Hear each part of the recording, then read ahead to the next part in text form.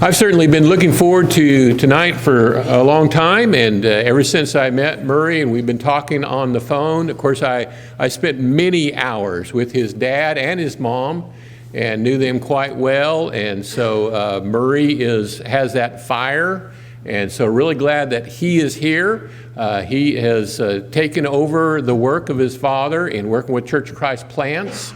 And I'm glad he brought Kelly. Kelly is the brains of the operation, and so I'm really glad that she's here to kind of guide him. But Murray is, he's taken on quite a bit. This is a great work. It's something that needs to be done. There are countries who are not hearing the gospel. He shared with us a story in class about his mother went over and studied with a lady who had never even heard the name Jesus before, if you could imagine that. And so there's lots of places that we need to go. And so really excited for you to get a chance to hear about this great work. We are thinking about supporting this work. It needs some financial support. And so if at the end, if you're interested in doing that individually, just come see us or come talk to them or one of the elders, and we'll do that. But just so you know that we're seriously considering this work to support. So Brother Murray, come share with us.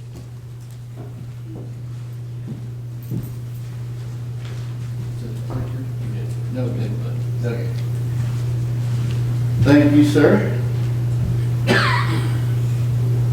It is an honor to be here at the Chakota Church of Christ in Oklahoma. And to make you feel more special, this is the only Oklahoma congregation I have spoken to on this matter. So it's your privilege. You could have the privilege of being first. My name is Murray Stewart, and some of you may know my dad. Has he preached here before? Bill Stewart. He was one of the Bear Valley instructors at the Bear Valley School of Preaching or Bible Institute. And before that, when I was a kid, he was a Arkansas rice and soybean farmer. And after he was baptized into Christ at 19 and farmed for about 10 years, he started thinking there's something more in this world than what I'm doing. And as he got closer friends with the preacher and at the local congregation in Arkansas, and they started sending him to little congregations to preach, he realized that this is more fun than farming. And he sold the farm when I was about 11 years old. And we went to Whites Ferry Road at the time in the mid-70s. That was the big school of preaching then. And at the time we were there, when he was a senior then on his second year of Bible study, he was going on a break week, which they had to go on a campaign. So him and several students were heading to Canada to go to a campaign. And on their way there, all the way up 29, they stopped in not a little town, it was the city of Council Bluffs, Iowa. Because on their little chart and map, it said there's a Church of Christ in that city, and it was a Wednesday evening. And so they got to this big facility, the size of yours almost, and it's like it doesn't look old. It was only a 10-year-old building, all brick, in a huge building. And they sat there till 7:15. They sat there till 10 till 7. Maybe they don't have Wednesday evening up north. About 5 till 7, 3 cars pulled up. And they went in, and for an hour they had class with 8 people. And when they got done, they asked, "Where is everybody?" And they said, "This is it. This is our congregation. This is the only Church of Christ in this city of 70,000, Council Bluffs, Iowa." And they're like, "Well, what happened?" And they said, "Well, we built this building in 65 when we had about 120, 30 members. And since then, we have went all the way downhill and lost people. People died, people moved."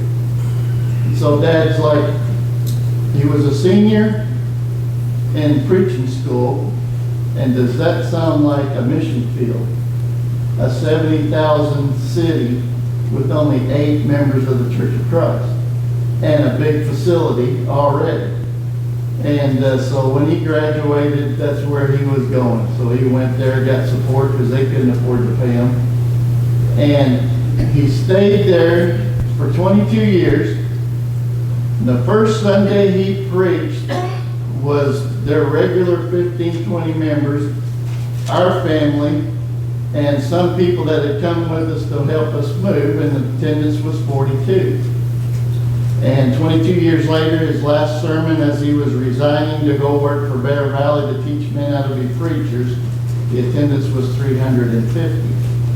So Bear Valley wanted him to bring that experience. So Dad's always had a vision of a city with a very little Church of Christ or no Church of Christ. Why isn't there one there? Or why is a city with only 70,000 only have 8 members? So that's always been in his mind. So he started Church of Christ Plants. This is our emblem that we've got, that people have gotten to know. We want to go preach where he is not known. And it all started with my dad there. Some of you recognize him. My sister, my sister has a son, my dad's grandson, of course, my nephew, that went to China in his college year. Because college kids can go to another country for a year and call what's called study abroad. So he went to China. And one day he calls my dad, and because we know China is communist and Christianity is against the law, and you know, it could get you put in jail and all kinds of stuff. So he called my dad and said, Papa, there are churches of Christ underground and that are in houses and living rooms. He goes, there are secret underground churches of Christ everywhere here. And my dad, with the mindset of, I got to see that. But my mom, with the mindset of, let's go to communist China where it's against the law to be a Christian and you could be put in jail. And so he knew how to do the thing that men do. And he went to my mom and said, honey, would you like to go to China and see your grandson? And the answer was yes. So they went to China, and while he was in China, he met a man named, it was called O.B. That was his initials. He was O'Brien. He was an English teacher at one of the Chinese universities. But undercover, he was keeping track and keeping organized all the underground private churches of Christ worships on Sunday morning. Because you couldn't get 100 or 200 people together. You had to do it in like living rooms of 10 or 12. And he was keeping that organized undercover.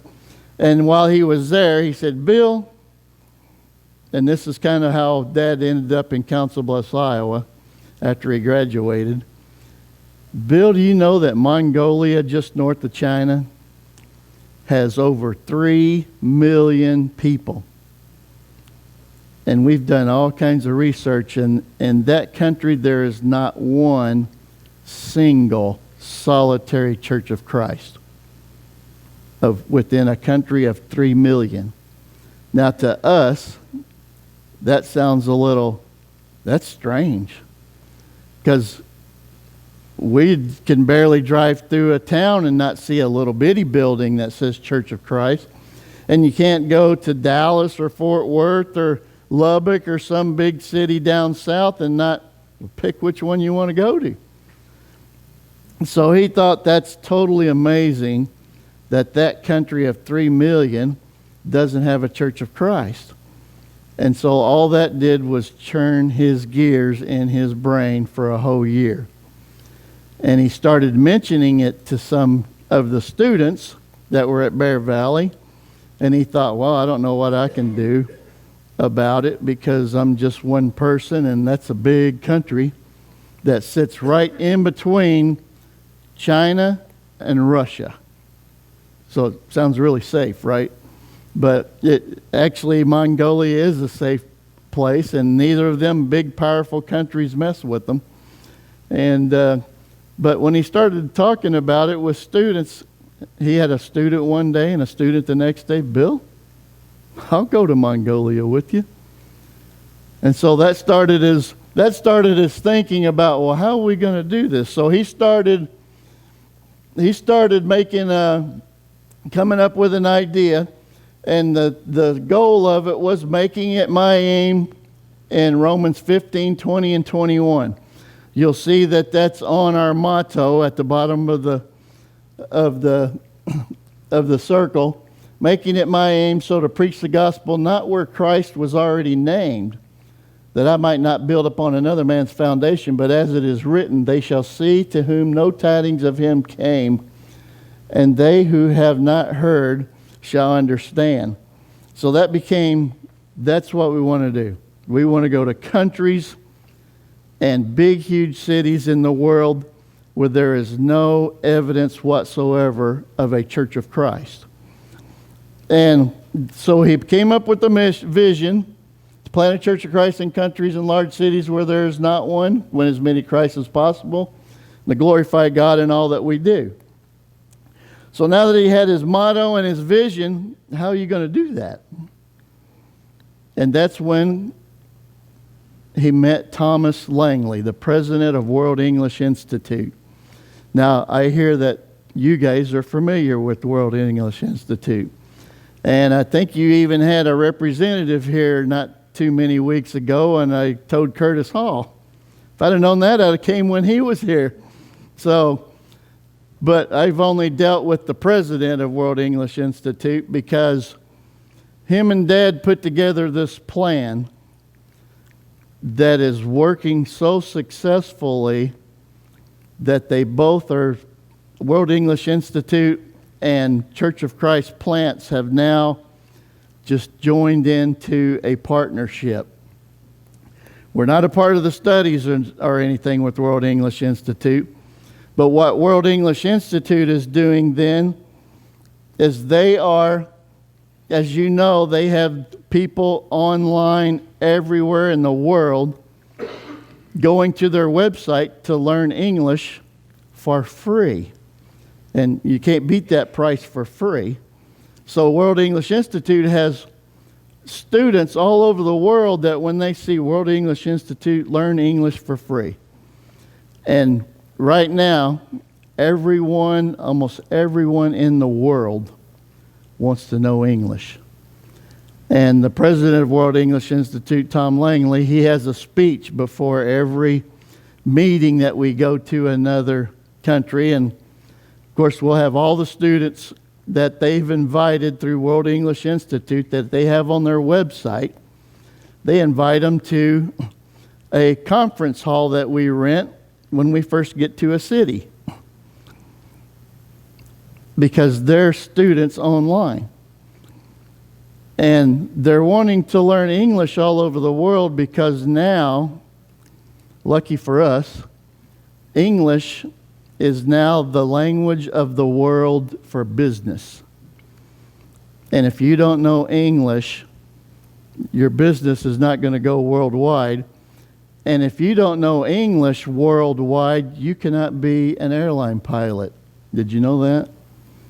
To be a Korean airline pilot, flyer, you have to know English to fly the passenger planes.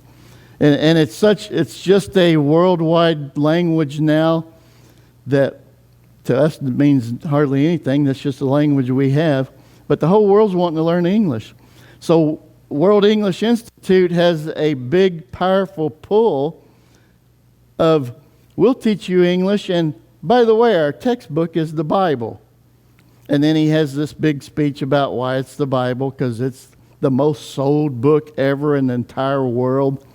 It's the most stolen book ever in the entire world. And It's the most controversial book ever in the entire world. He's got this whole speech of why they use the Bible, and everybody's like, yeah, that sounds like a good idea. And so what we've done is we've partnered with them. The first time they went to Mongolia, this picture here actually is the next year in Moldova, but they invite their students in another country that's been studying English online for 6, 7, 8, 9 months, a year. And they say, we would like you to come to a reception because we want to thank you personally for using our website. And we would like to serve you coffee and donuts. And we have up here men and women that we've brought from the United States that want to help you with your English speech. And of course, this was one of the ones, this is how many people showed up.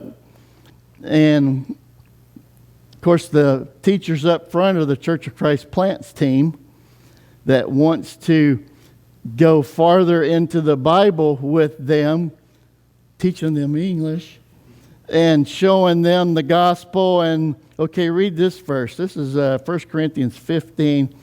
And let me see how your pronunciation now let's go to Romans 6, 1 through 4, and let me hear you read that, and let me see how you pronounce the words correctly.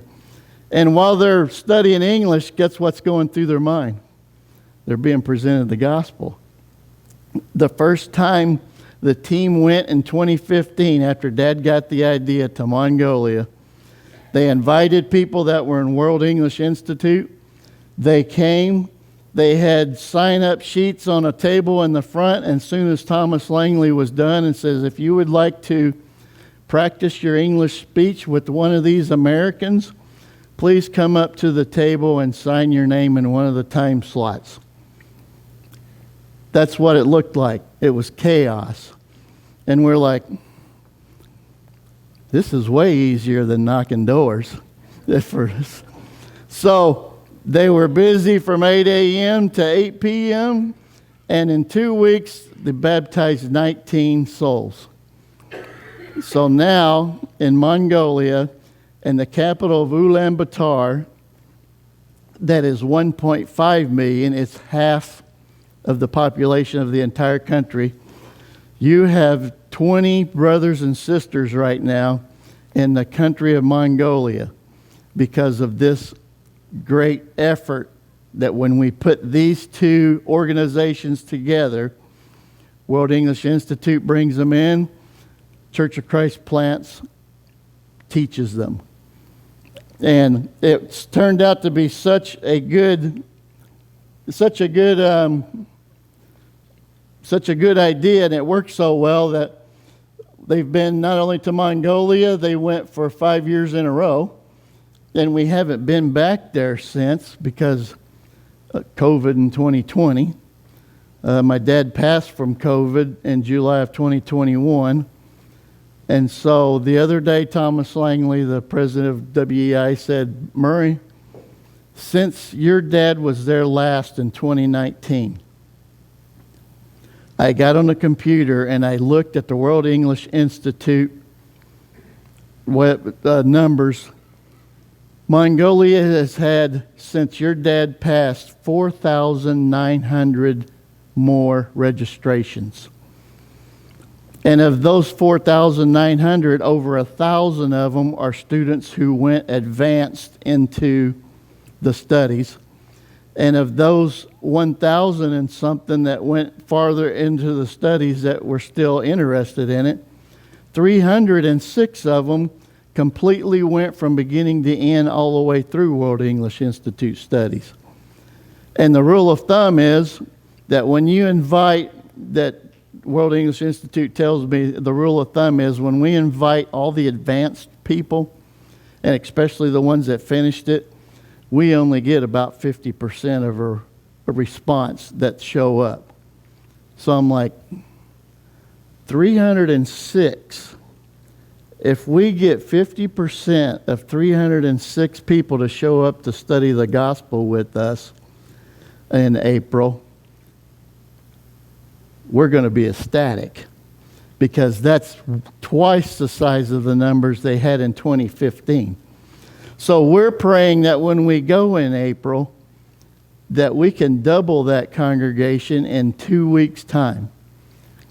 What would that do to those Mongolians' excitement when they've been worshiping with 20 people for the last 5, 6, 7 years?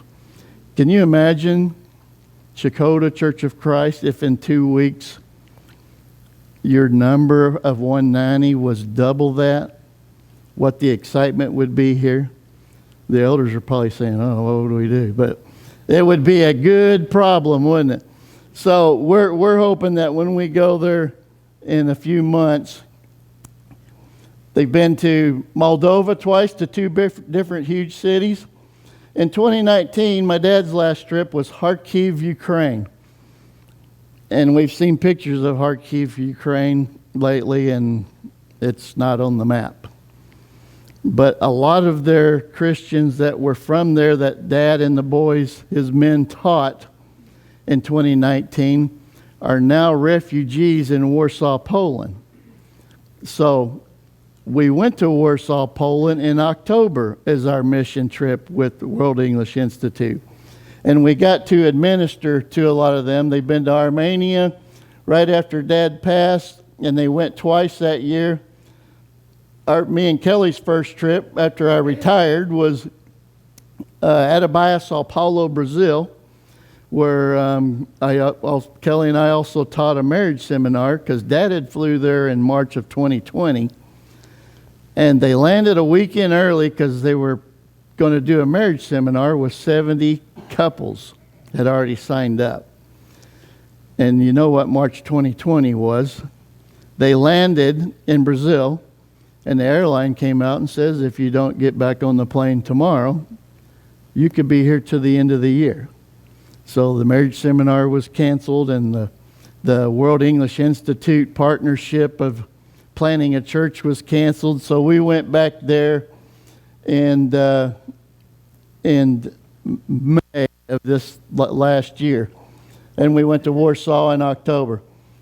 Here's the Mongolian church from back in 2015, and they baptized 19, and they still have 20 faithful members. They've added a few have moved, but when I was asking the other day, Salongo, one of the ladies there that's one of the go-getter strong members of the congregation, we have 20 members that are here every Sunday. So we're excited about that. And some of the Bible studies. This is a picture of that Moldova when they went in the Bible study. Comrat, Moldova. Here's the Ukraine. And this picture in the middle, I want to tell you something about this one. This is Vita from Kharkiv, Ukraine. She was taught the gospel in Kharkiv, Ukraine in 2019 by Dad and the guys. But when they left, she hadn't decided to become a Christian. This March of 2022, she obeyed the gospel and was baptized. So it took her from 2019 to 2022 and a war to come to the conclusion, I need to turn my life to Christ. So if you're studying with somebody and they don't obey the gospel, don't you ever think that's it because they didn't decide right then. It takes some people years and years to come to the conclusion, what them guys told me 10 years ago was right.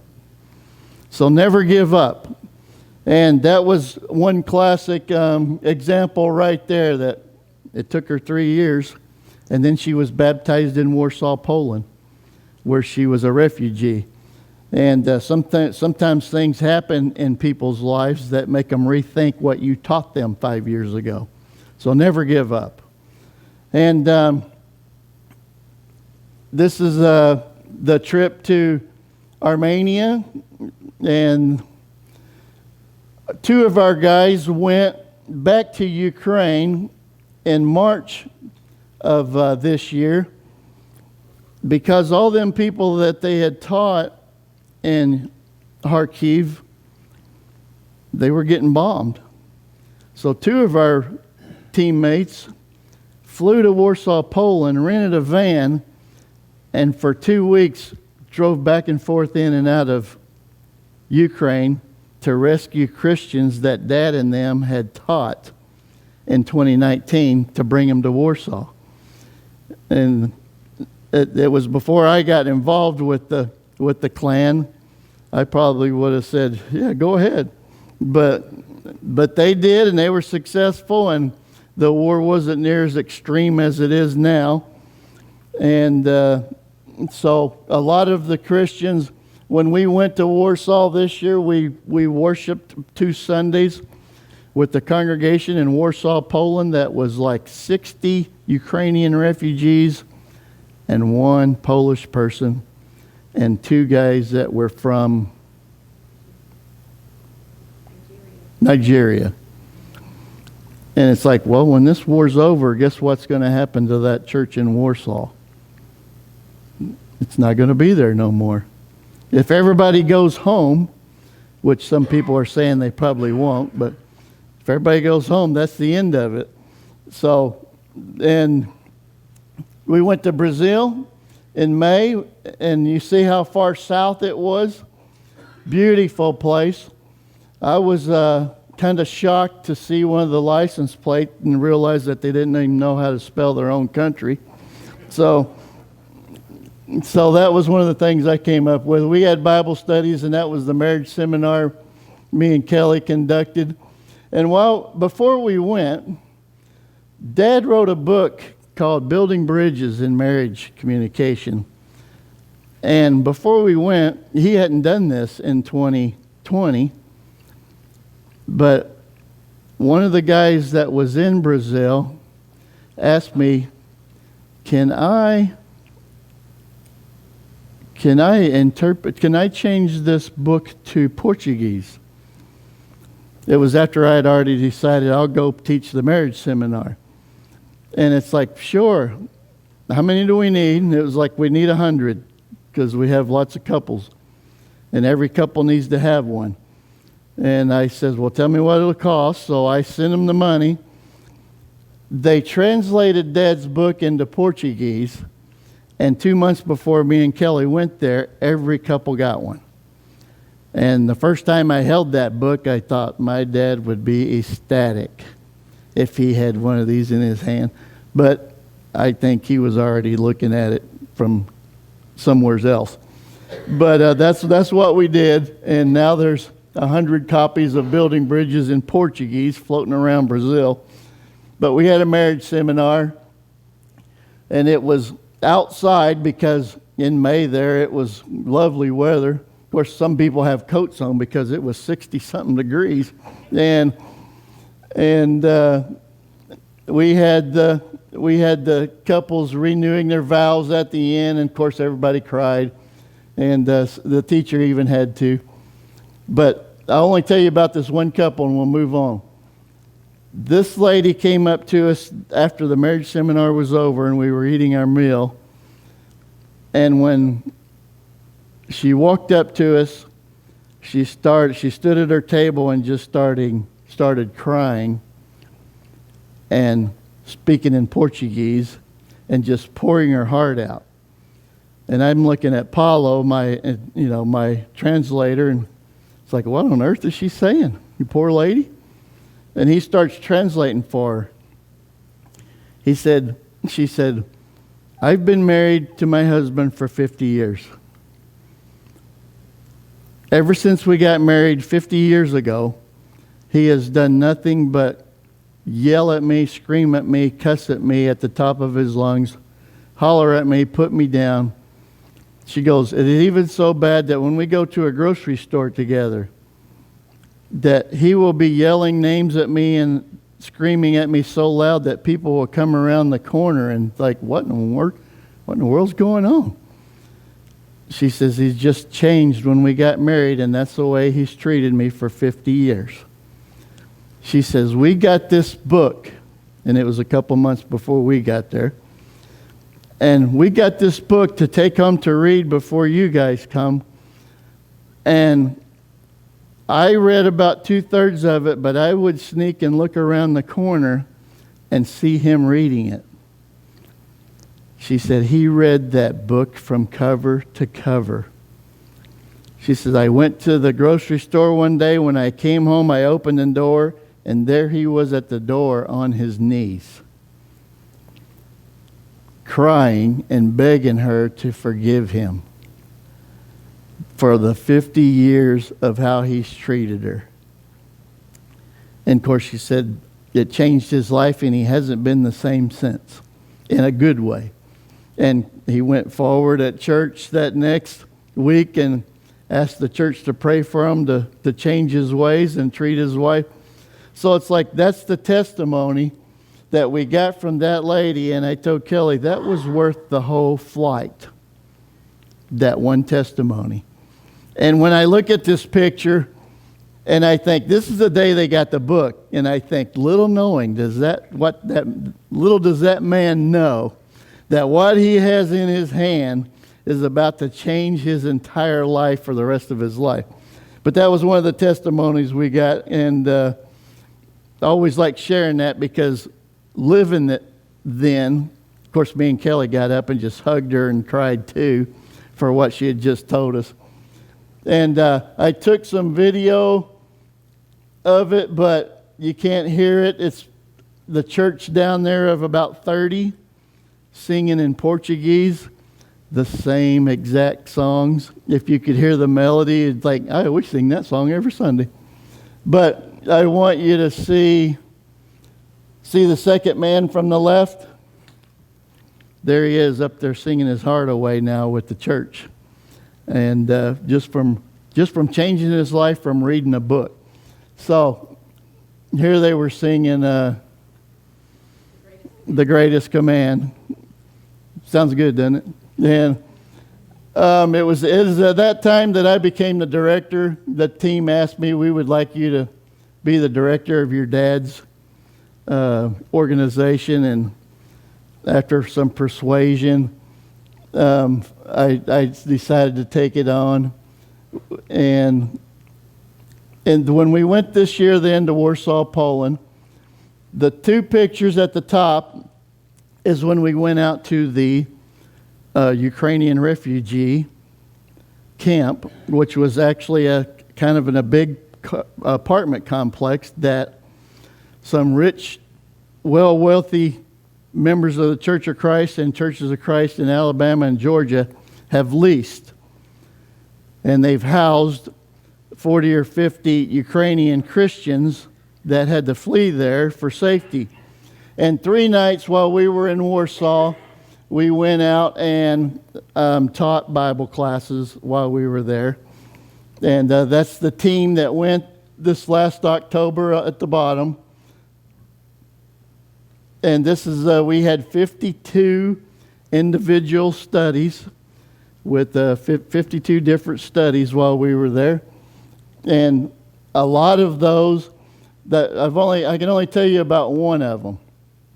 The one on the right bottom, I was lucky enough that the first 9 people that came in wanting to study that were mine, they were Muslim.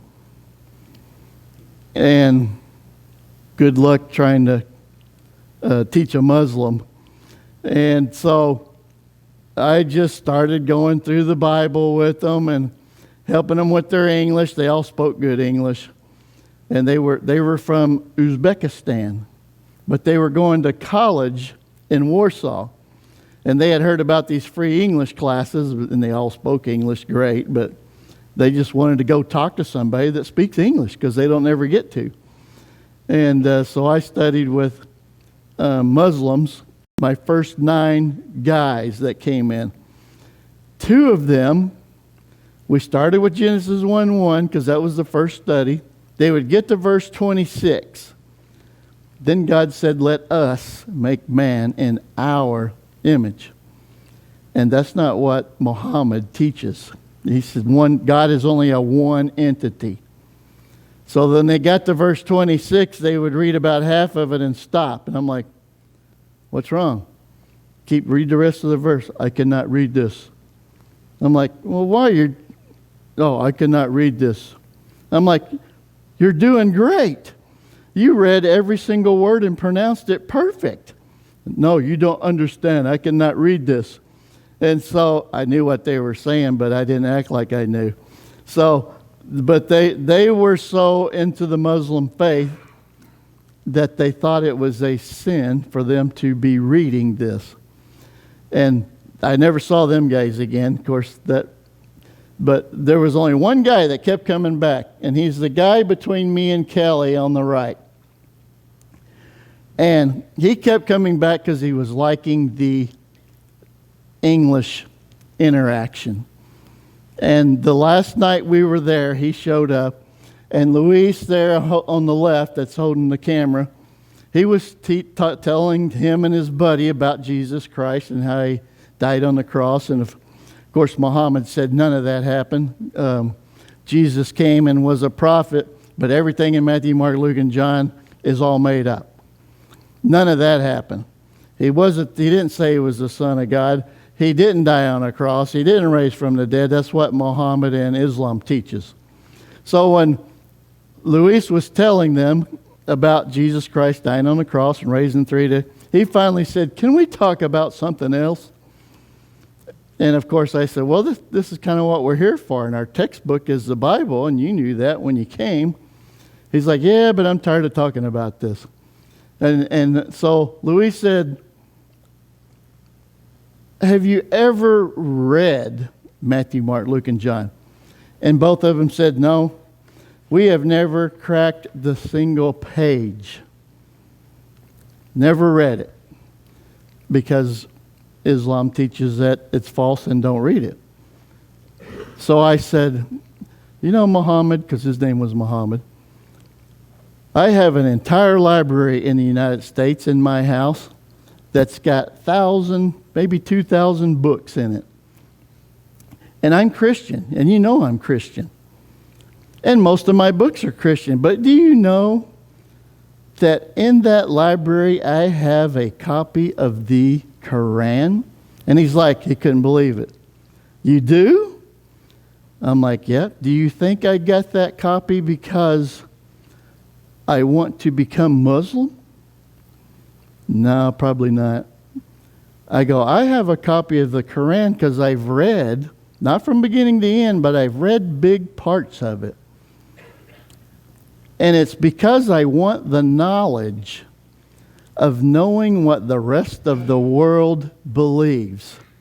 And that way, when I come to the other side of the world or anywhere, and I run into somebody that becomes my friend that's Muslim, I already know where you're coming from." And the only reaction I got from all 9 Muslim guys I studied was, "I never thought of that." So I left them with, "You've never read Matthew, Mark, Luke, and John?" And I left them with, "I never thought of that. Read it for the knowledge of what these Americans think when they come over to visit you." And so I left them with that, and that's the farthest I ever got with one.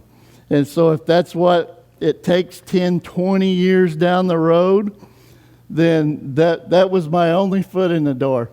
We plan to go to Mongolia in a few months, and that's why we're kind of here.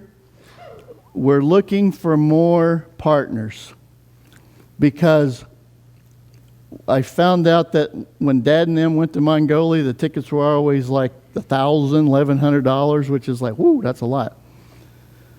Now, because of what's been going on in our economy, right now they're between $1,700 and $2,000. So it's like, I need twice as much money as my dad did. What kind of problem did he leave me with? So I've been soliciting, which you guys are like, "Oh, another one of these missionaries." But what we believe is, we go by Matthew 28. Jesus said to them, speaking to them, saying, "All authority has been given to me. Go ye therefore and make disciples unto all the nations." Now we know that not every single Christian on the face of the earth in the United States or in the United States can go to Mongolia or Kyrgyzstan or Armenia. But I have a team of about 8 men who say, "Here am I, send me."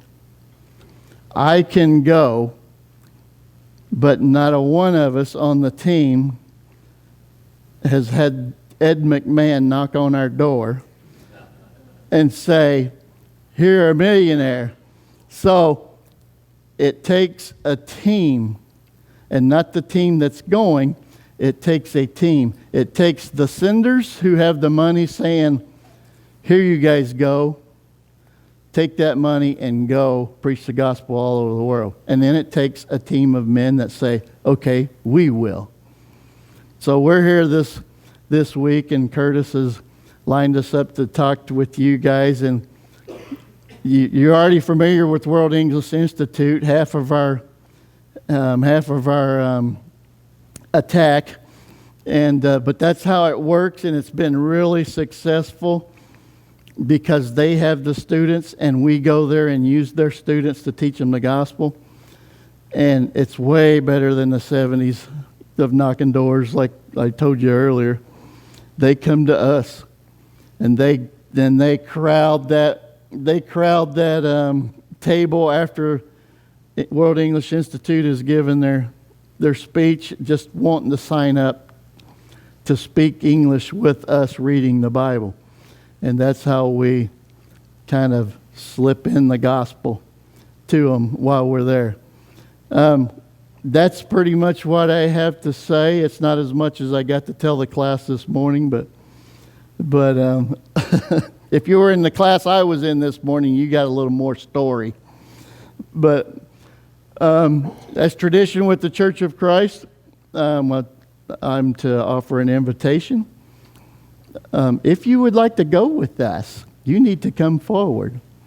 There's lots of the front pew is empty, and now we really need a handful more congregations with us, and so we're not always scratching stuff out and we're going to have to leave 3 guys home this time, and we're just right at that edge where we need a few more congregations, and we invite you guys. And if you come aboard with us, you might not like this, but if you're one of our partners, you will see me and Kelly here once a year, face to face, for a thank you and an update.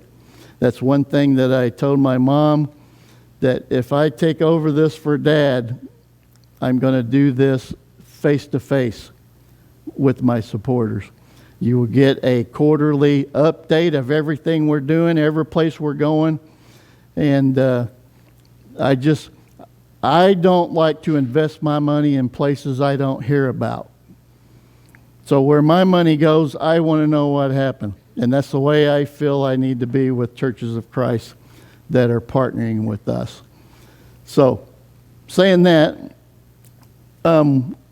we have a song picked. If you need to obey the gospel, and I've noticed that from my studies lately, I was studying the Old Testament, and I noticed how when the temple got defiled, that God would leave the Holy of Holies. He's not going to stay in a defiled temple. So the temple would then have to be cleansed, like Hezekiah had to do, for God to enter back into the Holy of Holies. And then I got to thinking about, okay, what's the temple in the New Testament? It's not that building in Jerusalem no more. The day Jesus died, God backed up the U-Haul to the temple and said, "I'm moving." And what does Paul say the temple is? Know you not that your body is a temple of the living God? God moved out of that building in Jerusalem and moved right here. But they kept the rules the same. I've defiled this temple with sin. And nowadays, people all over the United States are saying, just say a prayer and repeat this prayer, and God will come into your heart. He wouldn't do that in the Old Testament.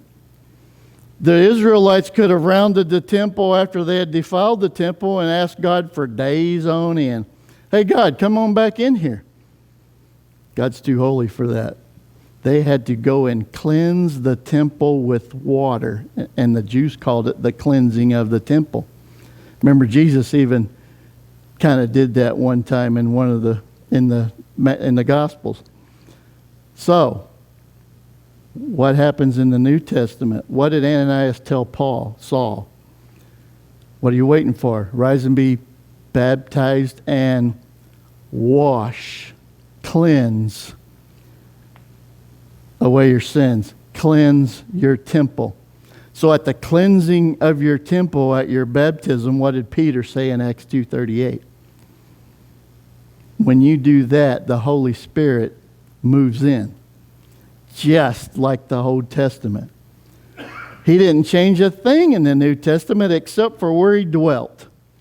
He left that building and moved into us. And if you want God to be living in you, and 3 guys did this last week, I think, they cleansed their temple and now they have the gift of the Holy Spirit indwelling in them.